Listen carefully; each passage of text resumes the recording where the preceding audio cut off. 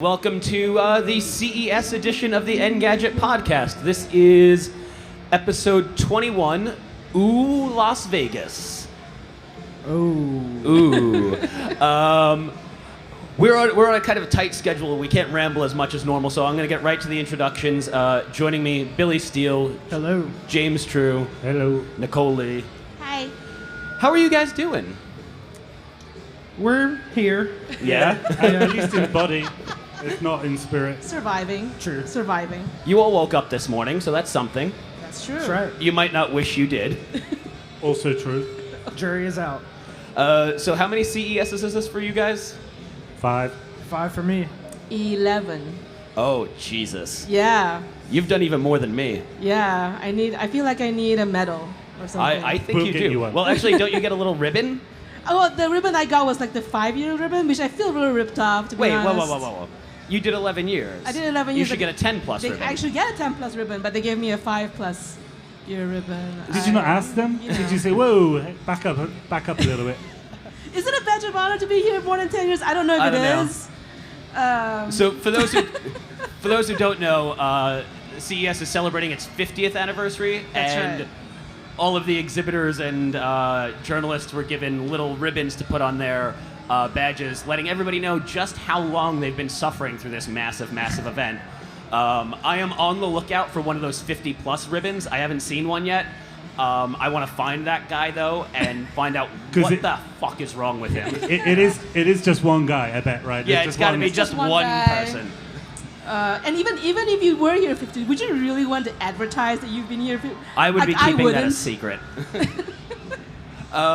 So we're officially into CES now. Yes. This is, for us, it's been going on for a few days. Yeah. We had all the big pre-show events unveiled, PepCom, and all the press conferences were yesterday. Any sort of things standing out to you guys? Any trends? Any, like, super exciting products? There's always TVs. I mean, TVs is a safe bet. I always find that our problem is you think that we're here for so long, 4 days already or whatever it is, and then you sort of think, I must have a bunch of stuff that I know about now, but because you're so funneled into your one thing, everyone else seems to do all the fun stuff, and you only ever see some, like, whatever's unveiled, you're doing some smart lock or whatever, you know. So I haven't really seen anything big yet myself. I do feel like there are a lot more cars this year for some reason. I That's- have the feeling. Yeah, well, I mean, that seems like that's something that started a few years ago. It started to become a bigger part of the show. And then last year, I believe, Robbie yeah. wrote the piece about how CES had finally just embraced it and become a car show. And speaking of cars, if you're hearing a whole lot of background noise, that's our neighbors at Ford blasting music over us. Hi, guys. But I mean, Chrysler this year, they're skipping the Detroit Auto Show, which is next week, I believe. Yeah. They made their announcement here, which Yeah. was the minivan for millennials. Yeah, all of the big car companies seem to have press conferences this year, which is kind of craziness. This is supposed to be Samsung and LG show, Right. And now Toyota, Ford, and Mercedes are I like, feel really sorry for Robbie. Like, he's our car editor, and he's our one car editor, Yeah. and he has to cover all of the car conferences, and it's kind He's of crazy. actually oddly excited and still chipper. Very strange. I don't know how that guy does it. Yeah. Especially some of the meetings, they seem to, because they have to be far away sometimes if they're doing autonomous cars and stuff Yeah. like this. So they tend to be sort of out in the desert or wherever it is, and they're like 6 a.m, like start for the event, not to get up. Like Robbie actually- has woken up at 3 a.m. to go to an event. I do not envy him at all. So the other big trend, though, has been sort of voice control in literally everything. Everything. Yep. Yesterday, there was a voice controls trash can. Yeah. Can you tell us a little bit about this? Because I'm not entirely sure I understand. You say open can, and it'll open. And that's literally That it. is literally it. Why? Who needs that? It's in case you're doing something already with your feet, right? I guess you're doing something like this, so you can just like throw it in like that because it's too much bother to get up and push the pedal. Well, yeah, that foot pedal's going to break after a couple weeks anyway, so. Sure. And the voice control won't. No, it's forever. Voice controls forever. That's right. Motors never wear down. That's right. Microphones never get ruined. 100%. And computers are perfect and infallible. Absolutely. Yeah, that is literally. I mean, Yeah, there is no reason why Yeah. you need a voice control trash can. Yeah, I literally don't understand it. But I mean, on a more serious Yes. note, we have seen, especially with Alexa, everybody just kind of like either deciding they're going to hook into that ecosystem and let their products talk to it and be controlled by it, deliver information to it, or actually building Alexa into the products themselves. Yeah, there. Alexa is in a variety of cars now. Speaking of Ford, our neighbors, you can control Ford cars with Alexa. It's in Hyundai vehicles. I think it's coming to BMW as well. So it's kind of crazy that you can just like it's in all of these different car manufacturers now. Yeah, there's like an open source standard Yeah. that's going to be available for all automakers. So it's going to be more than just a few who have like made specific announcements Yeah. about it. So we're putting it in cars. Yeah. Yep. Robots. There was a robot called I think Lynx by a company called UBTech. I Yeah, believe. something like that. And and it's like a dancing robot that you can control with Alexa. It's powered by Alexa's Similar voice to assistant. Pepper. Yeah, it Yeah. looks like a sort of dancing pepper that you can also ask it for a chicken casserole recipe. Sure. I apologize to the viewers who may have had their view blocked by the jerk that just walked through the cameras. Thanks. I'm just going to call out everybody who's being Well, I a mean, it was dick. their view of you, so. Yeah. That actually legitimately distracted me watching that. I was like, you're kidding me, right? I'm sorry. So, UBTech, right? a That's where we robot were? with Alexa Yes, is where we were. We were on Alexa. Yes. Yeah. They have like a whole line of robots, though, don't they? It's not Yeah. just the one. It's like Oh, yeah, there are a few. I think it's called like AlphaBot or something is the line. That is a good name, though. Come Yeah. on. They must have thought of that. We'll build the product around the name. Yeah. I feel like that about a lot of things we see here, though. It's always like it's Name first. Name and first, Then we'll product do later. the seed funding after. Yeah. And also there's occasionally the ones where you think that maybe they should have looked up what their name means in other languages. Right, there was one at PepCom last night. I'm not going to say it on stage. You shouldn't. Right, but it was a pet-related product with a very poorly thought-out name. Yeah. Was it powered by Alexa? I didn't go near enough to find out. Yeah, there was one it unveiled as well that was a. It turned out, I didn't really notice it at first until I was like Googling the product and I realized, oh, this is like a super racist like way of pronouncing a word. Great. I Yeah. was like, okay. And then you have Sony, who's just given up entirely, and they just do a series of letters and numbers Yeah, as the well- product names. So, Super creative. soundbar HTMT 500. Yeah. It's crazy. I mean, I can understand. That's the sort of thing that gets me excited. I like random collections, like something I could use as a password. That's like how I Yeah. like to think of my. 100%. Yeah. So what you're saying is their naming was just a copy and paste error. Yes. Someone pasted their password into the Google Doc. Somebody's life is absolutely ruined right now because it was their banking password. Not Sony, but we had LG and Whirlpool. Whirlpool. That's the Whirlpool. one I couldn't remember. Yep. Also doing the Alexa thing. Yeah, you can control your fridge by talking to it. But what do you need to control on your fridge? Turn the ice maker on and off. Of course. Temperature control for Temperature like control. specific compartments. I would have thought it made more sense to have that where you can sort of like hook into Amazon's grocery stuff. That would make sense. Yeah. So you can be like, order me more beer. Well, so you can do that though, because I mean, because it's Alexa, you can just like reorder stuff from Amazon Pantry or whatever it's called. Well, Whirlpool already had like Amazon Dash functionality built The- into the some of their button, right? things. Yeah, that's the Yeah. button. The ordering buttons. So Alexa is just like an expansion of that, but Whirlpool is doing more than just a refrigerator. It's Laundry. ovens, laundry. Washer, so dryer. you can ask Alexa when your clothes will be dry, when you need to switch them out of the washer. It'll sort of like ping. I think it'll ping your smartphone or something. With Right. Like, Yeah. Your clothes are dry now. Come. Pick them To be up. fair, that seems actually super useful. Yeah. I know that whenever I go and do laundry, I have a tendency to get distracted and the buzzer on the dryer at my parents' house because I live in a one-bedroom apartment, don't have room for a washer and dryer of my own. Don't judge me. Like I always forget about it, and I'm like, oh shit, I should go do that. And my wife will be like, "Where are you?" I'm like, "Well, I've only done one load of laundry because I got stuck watching TV and distracted, and the wash has been sitting in the dryer for about an hour now, untouched."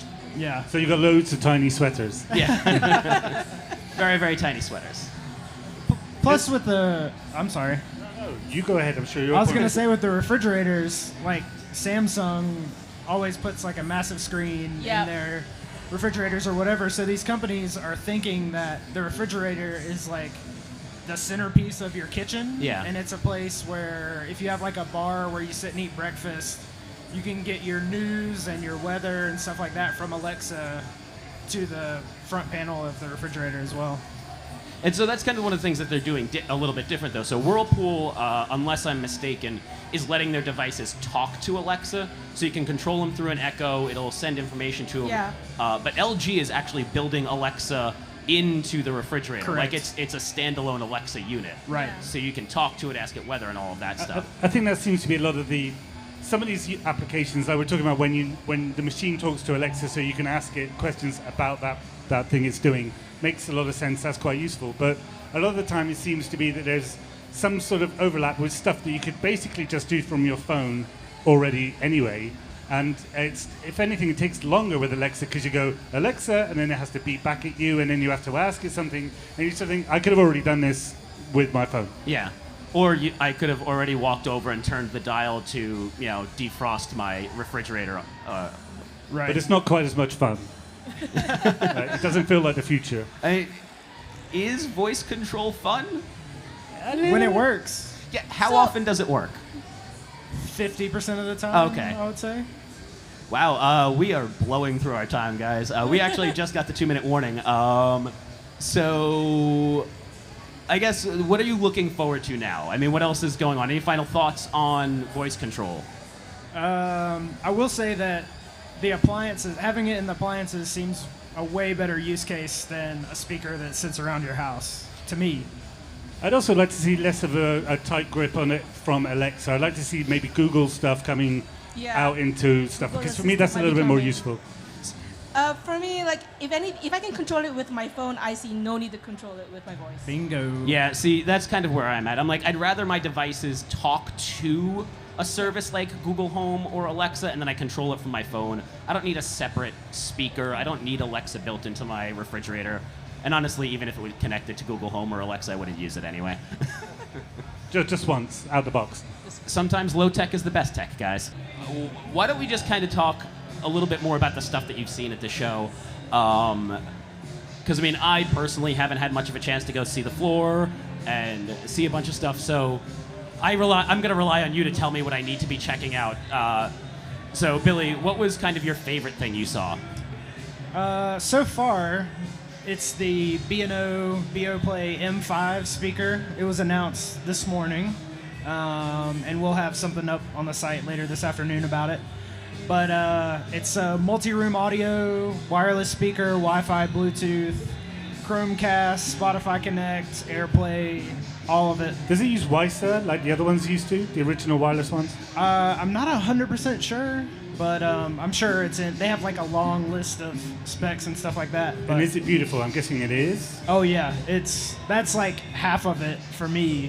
Their stuff is like so well designed, and it sounds really good. But it's like it's 360 degrees, so it sends simulated surround sound in every direction. And then you control it. There's an aluminum plate on the top that you press down to play pause, and you rotate to Oh, adjust wow. the volume. No Alexa in that one. No, but it does work with Google Home, so you can use Google Assistant to control That's almost it. better. In a Well, way. call back to the first part. More voice. Yeah. More voice. That's what I'm we call a sure- callback in the business. I'm sure it's reasonably priced as well. $600, so not bad. What? Not bad. Well, I'll take it back. I was expecting $6,000. Their last multi-room audio wireless speaker was $1,000. So B&O is a luxury brand, so that's kind of par for the course. But $600 is not bad, I guess, for B&O. It sounds really good. It's really, like I said, it's really well designed, and for as far as B&O stuff is concerned, it's a good price. Yeah. So. And that's more or less in line with like what you'd pay for like a Sonos or something, right? Yeah, for the bigger ones. Yeah. It's a little bit more still, but I think the sound quality is a little better than Sonos.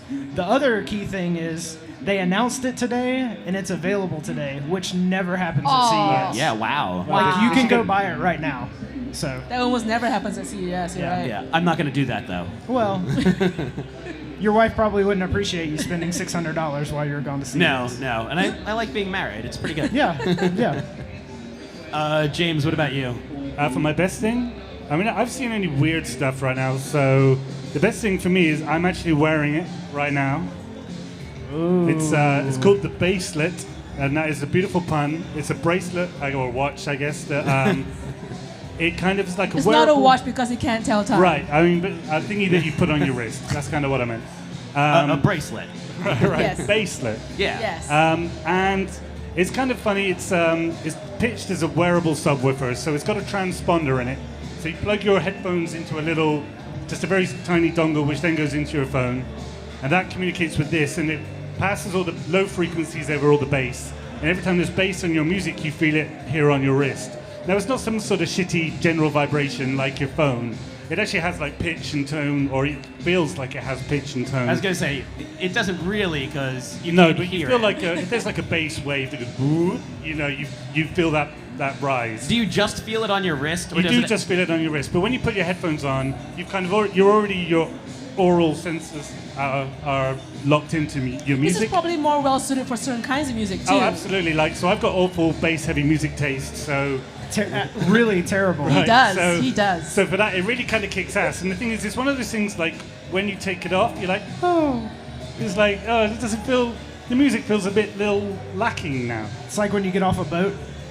Just like when you get off a boat. I think that makes sense. You get off a boat, you still feel like you're on a boat. Right. Yeah. Oh, it's more like the opposite. It's kind sea of legs. It's like when you take off tight shoes and you're like, suddenly everything feels different. Like. The fact that you don't have shoes on? Yeah. the sort of, I don't know. Let's not roll with that metaphor. So it's a little bit pricey. It's $199, which I don't think it's not going to attract casual users. But there's a similar thing called a sub pack, which is much bigger, much like a backpack, and that's one of my favorite gadgets of all time. Really amps up your movies and your home theater, and you can use it in gaming and stuff like that. So you could use this for gaming as well, and anything where you can plug in a headphone jack, basically. I mean, it's kind of interesting, but that's like super, super niche. Also, you're a weirdo who likes to wear subwoofers. Yes, I am. That is what's on my business card. Yeah. Nicole, anything good? I've seen a few things that I think are worth talking about. The first thing that comes to mind is the LG Thin TV. The one that's literally like, I think 2 millimeters thick or something. It kind of looks like it's just like a picture on the wall. It does look like a picture on the wall, and in fact, it has to be hung on the wall because it's so thin. It has no stand for it, so it needs to be wall mounted. So how do you mount it to the wall? You buy like a wall mount and you mount it to your wall. Well, I was saying you could. We talked about this earlier with Kerry on stage. I was saying it's like that tape you get from the shopping channel or whatever it is. There's like meant to replace nails. Yeah. So like that industrial tape. I'm imagining that their share price is going to go up when those TVs.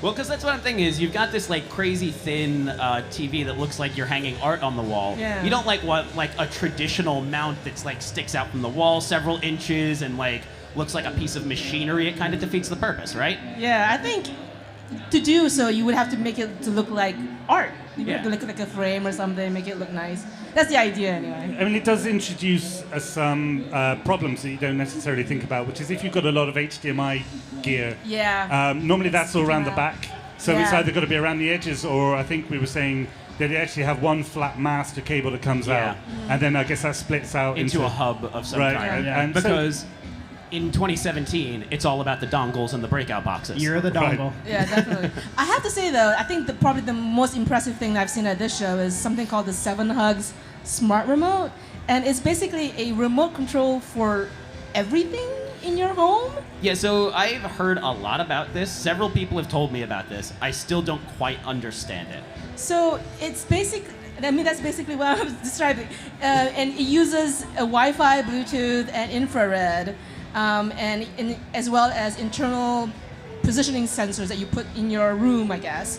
And by just like sort of triangulating where you are, where you're pointing the remote at. And for example, I can point the remote at my Nest thermostat, and the screen on the remote will change and adapt to whatever I'm pointing at. So I can just change the temperature of the Nest by just pointing at it. And I can point the remote at my Philips Hue light, and I can just change the light by just pointing at it. I just wonder how accurate that is, because if you've got, again, boxes under the TV, so maybe you've got like a I know something else, like a place, like a It's not games thing. infrared. It uses, like, again, you put like these 3 positional sensors in your room, and it sort of triangulates where you are. So it's not relying on like infrared. I mean, there is for infrared as everything. well, but it's sort It's of helping both. separate it Yeah, out with these other sensors. It uses like Wi-Fi and Bluetooth, and there's like the really interesting thing to me is that it's like the screen on the remote changes depending on what you're pointing at, and that's pretty cool. You know. So, I kind of wonder if that goes back to what we were talking about earlier, like controlling things that you can already control with your phone. Yeah. See, this is one of the reasons I say I don't quite understand it. Like I don't. Well, It is a lot less intimidating form factor though right. when you think because about a remote you think control. about it, you need different apps for those different devices. Right. This Yeah. is just the one thing that you're holding in your hand. You can just like do it like that and just change And it. some of them do talk together, but a lot of them, it's really hard to get all of your stuff in one place. Yeah. So is it physical buttons or is it an LCD? It's touchscreen. So I was going to say, so like the configuration changes. So like Yeah. if you're going from a TV to something else. And the really cool thing, I mean, that I thought was cool, that if you point it at your TV, it recognizes different set-top boxes. So it's like a Samsung Smart TV display. You can have a Roku display. You can have like an Apple TV display. So it sort of adapts to your entertainment system too. That's pretty good. What about you, Terrence? I have not seen much. I mean, honestly, the best thing I've seen is probably the that Peak and Everlast partnership that I went to last night. Oh yeah. But this is also kind of a wait and see. Like, I find it very intriguing just because of who I am. So, Peak and Everlast work together. Peak is this company that makes sensors for sports and stuff. They have a training device for tennis, golf, skiing, and kite surfing for some reason. But whatever. But they work with Everlast to build these sensors that you can put on a hand wrap and take them in the ring and like do training and heavy bag training, and it like identifies your punches, tells you how hard you're hitting, how fast your hands are not just going out but also retracting to protect yourself. So like there's a whole bunch of information that it pulls in, and then the app like tries to identify what your best assets are. So it's like, you know, you've got a hell of a left hook, you should use that more often. So I find that all really fascinating. I'm always a little bit skeptical though of these sports wearables, especially the more complicated ones. Like endurance sports where you're only worrying about distance, step count, or like heart rate is really, really easy. Anything that requires like complicated motion and like multiple body parts is always super tricky. So I wonder how well it's gonna come together in the end. So how good is your left hook? Probably not very good. I haven't had to throw it in a very long time. You seem more like a jab kind of guy anyway. No, I'm gonna get in tight and just like Start kicking, pulling hair. yeah. Body blows. I'm like a phone booth fighter. No. Fair enough. The worst thing you've seen?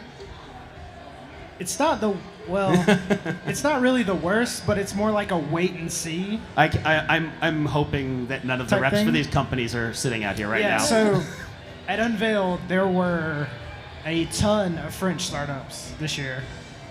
Like, insane amount. So one of them has a glucose monitor that you wear on your wrist, like a smartwatch. It looks just like a smartwatch.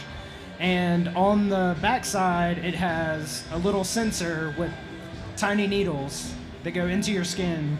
And the way it tests for glucose, your glucose level, is it takes a small sample of skin fluid, and there's some bioindicators, biomarkers in this skin fluid that can tell how much glucose has been absorbed from your bloodstream.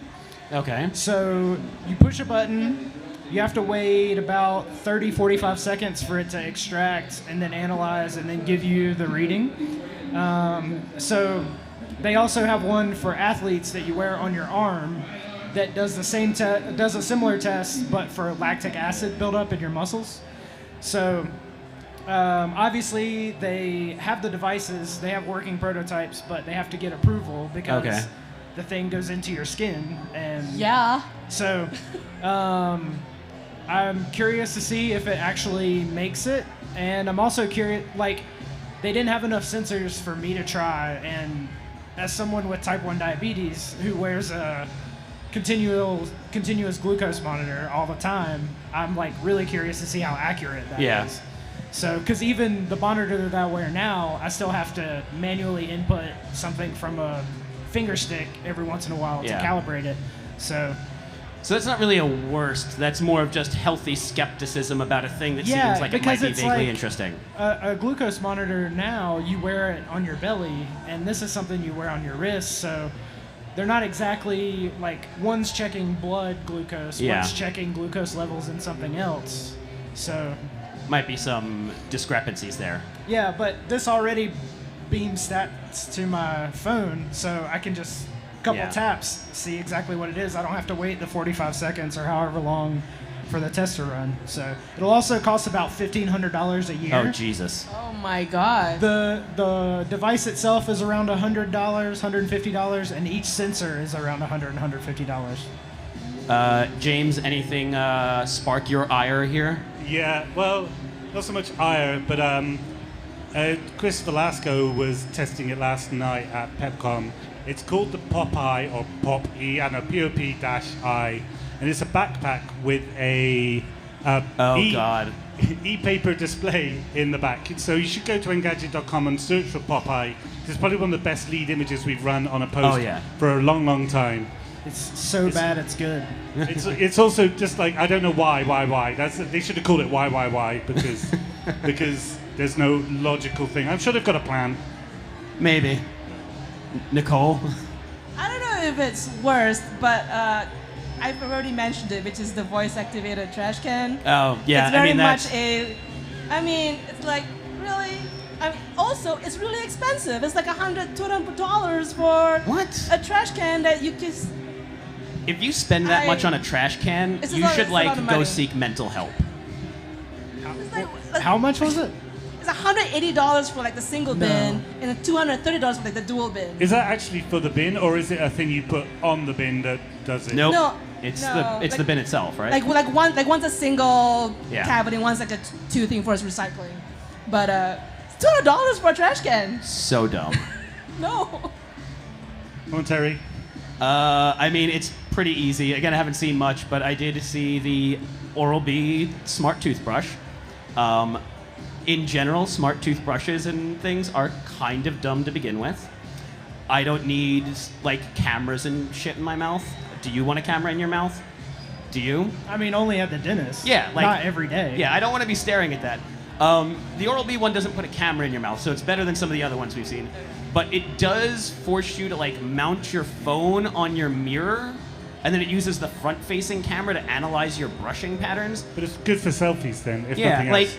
Selfie brushing. Selfie brushing. Yeah. Not to be confused with the selfie brush, yes. which is completely different. Completely different thing. The selfie brush is probably a more compelling product. Oh. Any final thoughts? Can I go home? No. You still have a few more days here. It's worth a shot. Yep. You'll have to look at my dumb face for a little bit longer, guys. You get used to it after a while. You grow numb. Yeah. All right, so we got to wrap it up. Thanks for joining me, guys. We'll be back again tomorrow with another episode of the podcast. So stay tuned, and plenty more good stuff to come from the stage here at CES.